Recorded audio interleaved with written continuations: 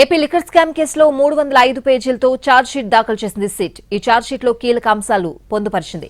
కొత్తగా మరో 8 మందిని నిందితులుగా చేర్చింది. ఈ 8 మందిలో ముప్పిడి అనిరుద్ రెడ్డి, బొల్లారం శివకుమార్, సైమన్ ప్రసన్, రాజీవ్ ప్రతాప్, కొమ్మారెడ్డి అవినాష్ రెడ్డి, మోహన్ కుమార్, అనిల్ కుమార్ రెడ్డి, సుజల్ బెహ్రూనున్నారు. దీంతో లిక్కర్ కేసులో నిందితుల సంఖ్య 48కి చేరింది. వీరిలో 16 మంది పాత్రపై అభియోగాలు నమోదు చేశారు. ఈ ఛార్జ్షీట్లో వైఎస్ జగన్ ను కూడా నిందితుడిగా చేర్చింది సిట్.